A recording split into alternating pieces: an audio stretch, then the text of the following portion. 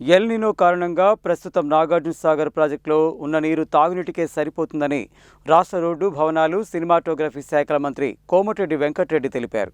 అంతేకాక పైనుండి నీరు వచ్చే అవకాశం కూడా లేనందున రైతులు ఎట్టి పరిస్థితులలో వరి వేయకుండా ఆరుతడి పంటలు వేసుకునేలా అధికారులు అవగాహన కల్పించాలని అధికారులను ఆదేశించారు. శనివారం జిల్లా కలెక్టర్ కార్యాలయ సమావేశ మందిరంలో నిర్వహించిన జిల్లా సాగునీటి సలహా మండలి సమావేశానికి ముఖ్య అతిథిగా హాజరైన మంత్రి మాట్లాడుతూ, ప్రస్తుతం నాగార్జునసాగర్ ప్రాజెక్టులో నీరు డెడ్ స్టోరేజ్లో ఉందని, శ్రీశైలం నుండి నీరు వచ్చినప్పటికీ పంటలకు సాగునీరు ఇచ్చే పరిస్థితి లేదని, ఉన్న నీరు జూన్ 2027 వరకు తాగునీటికే సరిపోతుందని, వీటన్నింటిని దృష్టిలో ఉంచుకొని రైతులు ఆరుతడి పంటలు వేసుకోవాలని కోరారు. ఏఎంఆర్పీ కూడా సగమే నిండిందని, గతంలో ఎప్పుడూ ఇలాంటి పరిస్థితి లేదని, రాబోయే రోజుల్లో సూపర్ ఎల్ నినో కారణంగా దక్షిణ తెలంగాణలో పరిస్థితులు ఎలా ఉంటాయో తెలియని పరిస్థితి నెలకొందని, అందువల్ల అధికారులు, ప్రజాప్రతినిధులు, రైతులు ఆరుతడి పంటలు వేసుకునేలా కష్టపడి పనిచేయాలని, ఇలాంటి కరువు పరిస్థితుల్లో రైతులకు అందరూ అండగా ఉండాల్సిన అవసరం ఉందన్నారు. జిల్లాలో పంట మార్పిడిలో భాగంగా 33,000 ఎకరాలలో వరికి బదులు ఆరుతడి పంటలు వేయడం జరిగిందని, అయితే దీన్ని 1,50,000 ఎకరాల లక్ష్యంగా తీసుకుని రైతులతో ఆరుతడి పంటలు వేయించాలన్నారు. జిల్లాలో 9,000 ట్రాన్స్ఫార్మర్లపై ఉన్న ఓవర్లోడ్ను దృష్టిలో ఉంచుకొని రాష్ట్ర ముఖ్యమంత్రితో మాట్లాడి అవసరమైన విద్యుత్ సామాగ్రిని తెప్పిస్తామన్నారు. కరువు వచ్చినప్పటికీ నల్గొండ జిల్లాకు శాశ్వతంగా సాగునీరు అందించే ఎస్ఎల్బీసీ సొరంగం పనులు ఆగస్టు 2028 నాటికి పూర్తి చేస్తామని, పనులు కొనసాగుతున్నాయని, ఏఎంఆర్పీ, ఎస్ఎల్బీసీ, బ్రాహ్మణ వెల్లెముల ద్వారా జిల్లాలో 4 లక్షల ఎకరాలకు సాగునీరు అందుతుందని అన్నారు. ఎస్ఎల్బీసీ కోసం ఎంతైనా ఖర్చు చేయాలని రాష్ట్ర ముఖ్యమంత్రి ఆదేశించారని, కరువు వచ్చినా సరే శ్రీశైలం డెడ్ స్టోరేజ్లో ఉన్నప్పటికీ ఎస్ఎల్బీసీ నుండి సాగునీరు అందించవచ్చన్నారు. అధికారులు క్షేత్రస్థాయిలో పర్యటించి కష్టకాలంలో రైతులకు అండగా ఉండాలని, ప్రజలకు ధైర్యం చెప్పాలని, ఆరుతడి పంటలు వేసుకునే విధంగా రైతులకు అవగాహన కల్పించాలన్నారు. ఇకపై జిల్లా సాగునీటి సలహా మండలి సమావేశాలను నిరంతరం నిర్వహించాలన్నారు. జిల్లాలోని వివిధ ప్రాజెక్టుల కింద రైతులు 2 పంటలు వరి వేస్తున్నారని, దీనివల్ల భవిష్యత్తులో భూములు సారం కోల్పోయి ఎందుకు పనికిరాకుండా పోతాయని, విపరీతంగా ఎరువులు వాడడం, నిరంతరం వరి సాగు చేయడం వల్ల భవిష్యత్తులో ఎలాంటి పంటలు వేసుకోలేని పరిస్థితి వస్తుందన్న విషయాన్ని రైతులకు అవగాహన కల్పించాలన్నారు. ఇందులో భాగంగా కూరగాయల పంటలు, ఉద్యాన పంటలు పండించాలని, ఆర్గానిక్ వ్యవసాయం చేసే విధంగా రైతులకు అవగాహన కల్పించాలని, జిల్లాకు 5,000 యూనిట్ల స్ప్రింక్లర్లు కావాలని అధికారులు కోరగా తక్షణమే వాటిని మంజూరు చేయించేందుకు చర్యలు తీసుకుంటామని మంత్రి తెలిపారు. ఎమ్మెల్సీ శంకర్ నాయక్ మాట్లాడుతూ, ఎల్ నినో వల్ల రాబోయే రోజుల్లో సాగునీటికి మరింత ఇబ్బంది ఏర్పడే ప్రమాదం ఉందని, అందువల్ల పంట మార్పిడిపై రైతుల వద్దకు వెళ్లి చెప్పాల్సిన అవసరం ఉందని, ప్రజాప్రతినిధులు, అధికారులు కలిసి పనిచేసి రైతులను చైతన్యం చేయాలని, ఈ సంవత్సరం వర్షాలు తక్కువ ఉన్నందున పంట మార్పిడి కింద మెట్ట పంటలు వేసుకునే విధంగా చైతన్యం చేయాలన్నారు. జిల్లా కలెక్టర్ బి చంద్రశేఖర్ మాట్లాడుతూ, ఎల్ నినో వల్ల వర్షాలు లేనందున ప్రాజెక్టుల్లో కూడా సరైనంత నీరు లేదని, రానున్న రోజుల్లో పైనుండి సాగునీరు వచ్చే అవకాశాలు లేవని, వీటన్నింటినీ దృష్టిలో ఉంచుకొని రాబోయే రోజుల్లో రైతులు వేసుకోబోయే పంటలు, తాగునీరు, ఇతర సౌకర్యాలపై చర్చించి ప్రణాళిక రూపొందించేందుకు జిల్లా సాగునీటి సలహా మండల సమావేశాన్ని ఏర్పాటు చేసినట్లు తెలిపారు. సెప్టెంబర్లో కూడా సూపర్ ఎల్ నినో ప్రభావం ఉంటుందని, ఉత్తర తెలంగాణకు మాత్రమే అక్కడక్కడ వర్షాలు వచ్చే అవకాశం ఉందని, దక్షిణ తెలంగాణకు వర్షాలు లేవన్న వాతావరణ శాఖ సూచనలను దృష్టిలో ఉంచుకోవాల్సిన అవసరం ఉందని, రైతులు పంటల మార్పిడిలో భాగంగా ఆరుతడి పంటలు వేసుకోవాలని, ఆగస్టు 15 వరకు మాత్రమే ఆరుతడి పంటలు వేసుకునేందుకు అవకాశం ఉన్నందున వ్యవసాయ, ఉద్యాన శాఖ అధికారులు క్షేత్రస్థాయికి వెళ్లి రైతులను చైతన్యం చేయాలని కోరారు. మున్సిపాలిటీలలో రూప్ వాటర్ హార్వెస్టింగ్ స్ట్రక్చర్ను ప్రోత్సహించాలని కలెక్టర్ అన్నారు. Nalgonda municipal corporation mayor Burri Chaitanya Srinivasa Reddy, Haliya market committee chairman Shekhar Reddy తదితరులు మాట్లాడారు. స్థానిక సంస్థల ఇన్ఛార్జ్ అదనపు కలెక్టర్ ప్రేమ్ కరణ్ రెడ్డి, జిల్లా నీటిపారుదల శాఖ CE Srinivasa Reddy, deputy mayor Amir Ali, Haliya Nidamanuru PACS అధ్యక్షులు, Nalgonda market committee chairman Jukuri Ramesh, Chityala market committee chairman తదితరులు హాజరయ్యారు. కాగా ప్రాజెక్టులు, గ్రౌండ్ వాటర్, వ్యవసాయ, ఉద్యాన శాఖల అధికారులు, విద్యుత్ అధికారులు, డిఆర్డీఓ ప్రస్తుతం సాగునీటి పరిస్థితి, పంటలు, రాబోయే రోజుల్లో చేపట్టవలసిన కార్యాచరణపై సమావేశానికి వివరించారు. రాష్ట్ర ప్రభుత్వం నా ఇరిగేషన్ మినిస్టర్ గారు, అగ్రికల్చర్ మినిస్టర్ గారు సాగునీటి సలహా మండలి సమావేశాలు ఏర్పాటు చేయాలని చెప్పగానే మొట్టమొదటి మన జిల్లాలోనే ఏర్పాటు చేయాలని చెప్పి ఈరోజు సమావేశం ఏర్పాటు చేసుకున్నాం. వారిని అభినందిస్తూ, ఎందుకంటే ఈ ఎల్ నినో ప్రభావంతో గత కొన్ని దశాబ్దాలుగా ఎప్పుడు కూడా ఇంత కరువు రాలే. అసలు వర్షాకాలం లాగానే లేదు. మనం ముఖ్యంగా దక్షిణ తెలంగాణలో పూర్తిగా ఇబ్బందుల్లో ఈరోజు రాబో కాలంలో ఎంత ఇబ్బంది ఉంటుందో మళ్ళా ఇప్పుడే చెప్పినట్టు సూపర్ ఎల్లినో సెప్టెంబర్లో ఉంటుంది అని చెప్పి మనం మ్యాప్ ద్వారా కూడా చూపించడం జరిగింది.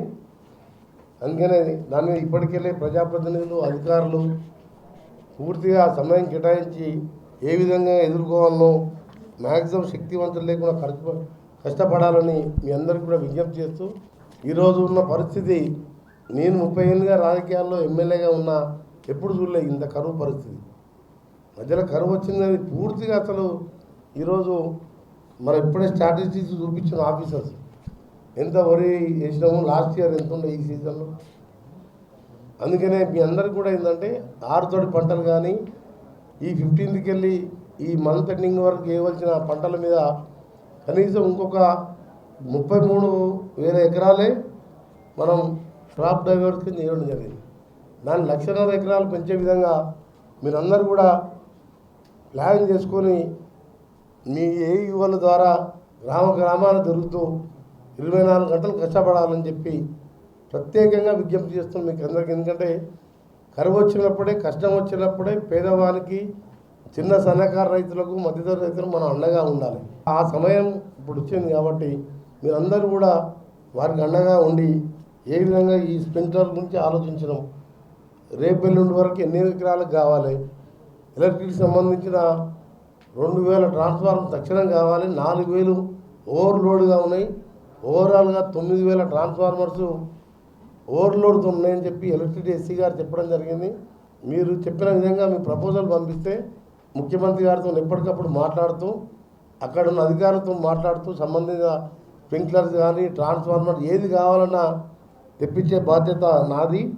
మీ అందరికీ కూడా ఇక్కడున్న శాసనసభ్యులు వివిధ కార్యక్రమాలు ఉన్నాయి. ఎందుకంటే రాత్రి అనుకున్నాం వారు రాలేకపోయినా మీరు శాసనసభ్యులతో కూడా ఎప్పటికప్పుడు ఆ కాన్స్టిట్యూన్సీ ఉన్న ప్రాబ్లమ్స్ వారికి చెప్పినా కలెక్టర్కి చెప్పినా నాకు పంపిస్తారు వాళ్ళు.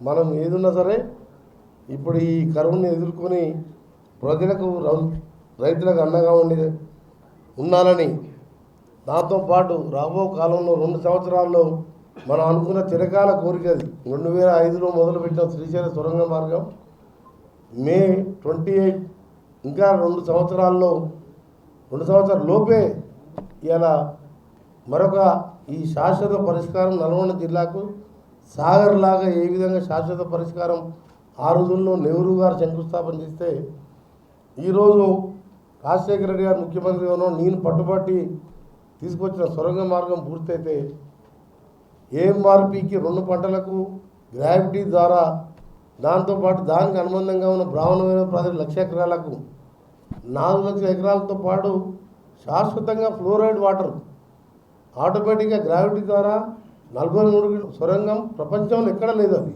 మధ్యలో కొంచెం డిజాస్టర్ అయి కూలిపోతే పాపం 8 మంది చనిపోవడం జరిగింది.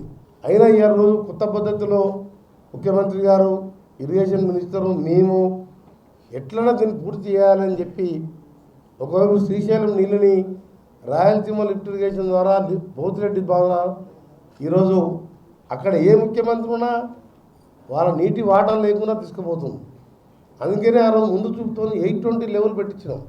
నేను ఆ రోజు దాన్ని ఫాలో అప్ చేసి అమెరికా మిషన్ పెట్టించి 34 కిలోమీటర్లు పూర్తి చేస్తే 9 కిలోమీటర్లు బ్యాలెన్స్ ఉండేది.